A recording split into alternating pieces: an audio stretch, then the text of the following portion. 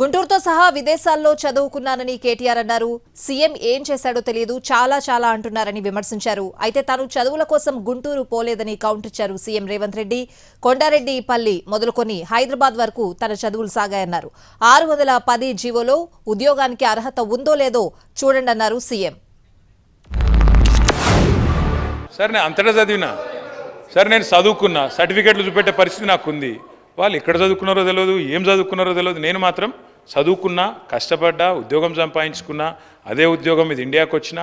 మరి నాకు ఇంటెలిజెన్స్ ఉందా లేదా అంటే నేను పోటీ పరీక్షలు రాసిన, జీవితంలో ఇంటర్వ్యూలో అటెండ్ అయినా. మరి ముఖ్యమంత్రి గారి గతం ఏందో నాకు తెలియదు, రకరకాలుగా చెప్తుంటారు కానీ నాకు గతం తెలియదు. కొండారెడ్డిపల్లిలో చదువుకున్నా, తాండ్రలో చదువుకున్నా, వనపర్తిలో చదువుకున్నా, హైదరాబాద్లో చదువుకున్నా, అన్ని గవర్నమెంట్ స్కూళ్ళలో చదువుకున్నా. అధ్యక్ష నేను జడ్పీహెచ్ఎస్లో చదువుకున్నా. నేను గుంటూరు పోలేదు.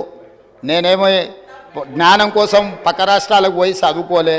16 జీవో అప్లై చేసినా, ముల్కీ రూల్స్ అప్లై చేసినా, ఏ రూల్ అప్లై చేసినా తెలంగాణ ప్రతి ఉద్యోగానికి నాకు అర్హత ఉంది అధ్యక్ష. గుంటూరులో చదువుకున్న వాళ్ళకి అర్హత ఉందో లేదో తమరే చెప్పండి అధ్యక్ష.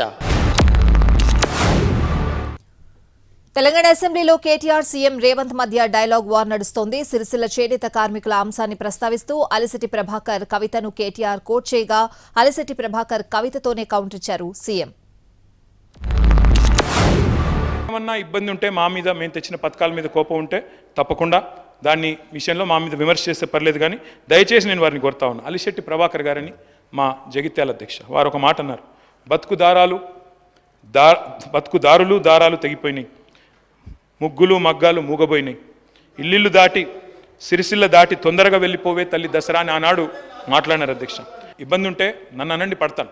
కానీ సిరిసిల్ల నేతన్నలను, వారి ఉత్పత్తులను దయచేసి నా విజ్ఞప్తి మీతో, బతుకమ్మ చీరలు ఇష్టం లేకపోతే ఆ పేరు ఇష్టం లేకపోతే పేరు మార్చుకోండి. సిరిసిల్ల చేనేత కార్మికులకు 275 కోట్ల రూపాయలు బతుకమ్మ చీరల బకాయిలు పెడితే మా ప్రభుత్వం వచ్చిన తర్వాత మా మంత్రి పొన్నం ప్రభాకర్ గారు, మా ఆది శ్రీనివాస్ గారు వస్తే 100 కోట్ల రూపాయల బకాయిలు విడుదల చేసింది నేనా కాదా ఓసారి రికార్డులు చూసుకోవాలి అధ్యక్ష.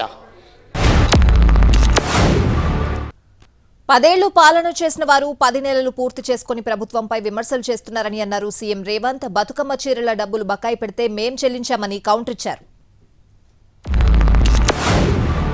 మేము గతంలో ఉత్పత్తి చేసిన బతుకమ్మ చీరలు నాణ్యత లేవు అనే మాట మాట్లాడినారు.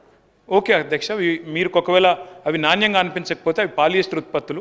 మేము ఆనాడు ఖర్చు పెట్టింది ఒక్కొక్క చీర మీద 330 రూపాయలు, 340 రూపాయలు కోటి మంది మహిళలకు ఇచ్చినాం అధ్యక్ష.